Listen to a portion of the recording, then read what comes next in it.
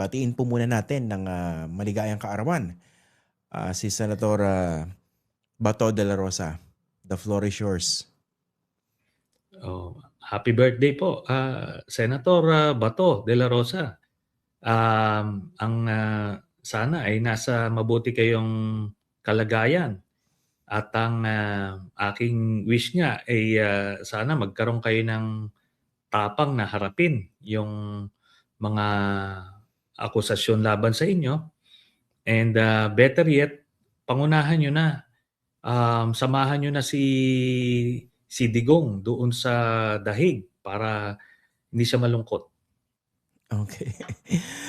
Pero kumusta po ba yung paghahanap dito kay Senator Bato? No? Ano bang update dito? Meron na po bang sighting? Of course, hindi pa natin alam dahil meron bang arrest warrant? Okay, pero kumusta ba yung Ang sighting? Nagtatago eh. Oo. Ang yan kasi ay nasa kamay ng DILG at ang maraming puwedeng gawin ang DILG para mahanap at mapanagot ang hindi lang si Bato 'no, kundi masyado na maraming ano, fugitive na prominente na talagang hinahanap ng gobyerno. Yan sila Bantag, si Kernel Leonardo, andiyan si Bato, tapos ngayon bago si Atong Ang. Ano ba ito? Pero tapos ang ano dito, kumbaga ay nakakabahala nito ay panay naman ang presko ni Secretary John B. Cremulya na parang alam niya kung nasaan itong mga ito, pero wala namang nangyari, no? Kaya nga ang advice ko, unsolicited advice is kung bawas-bawasan ni Secretary John B. Cremulya yung mga presko niya, magkakaroon siya ng mas maraming panahon para tutukan yung paghahanap dito sa mga fugitives na ito. Mukha bang paasa ang dating? Hindi kasi when he speaks, parang masyado siyang sigurado sa sarili niya. And yet, at the end of the day, wala namang napo-produce, wala namang nakikita. Kaya I seriously doubt the capacity netong taong ito kasi baka ano lang, nauuna lang yung porma at wala naman yung accomplishments. Okay. Pero ito si Bato, no? Matagal na po nawawala eh. Ano po bang plano niyo rito? So, nung huling pag-uusap natin, sabi niya may plano kayong isang pang ethics complaint against him. No? Pero yun ang unang tanong. Pangalawa, tutuloy niyo po ba yun at kailan? Pero yung pangalawang tanong, meron ba talagang dapat ikatakot si Senator Bato? Baka naman nagtatago siya for nothing. Okay. Una, we're counting at least 6 months para that's enough leeway for him na tipong enough na absences na yan to warrant an expulsion or at least a suspension from the Senate. So that would be around May. And kung ano man, kung ang magiging basehan natin yung 9 months na nawala si Senator Lacson, that would be around July. So we're still weighing kung ano ang mas magandang timing dito. But for sure, ito, nung nangyari kay Senator Lacson, shut down yung kanyang opisina eh. Yung mga empleyado, syempre, out of humanitarian reasons, inabsorb ng Senate Secretariat. Pero for all intents and purposes, hindi na siya nagpa-function. At importante kasi ito very material yung suspension and expulsion na yan.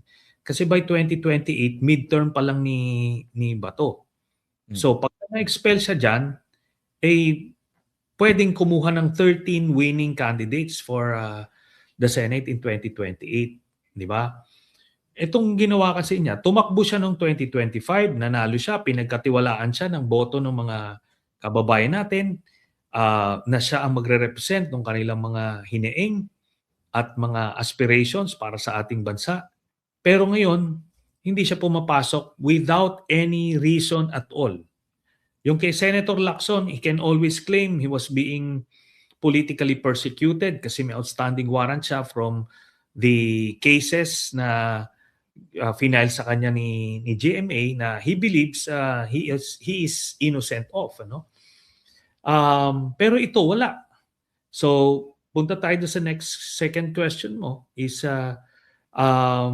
kung bakit siya nagtatago. Your guess is as good as mine kasi kahit magtanong-tanong siya sa buong gobyerno, kahit yung mga contacts niya sa PNP, lahat sila magsasabi na um, walang warrant, 'di ba? Sinasabi Mm. na 'yon.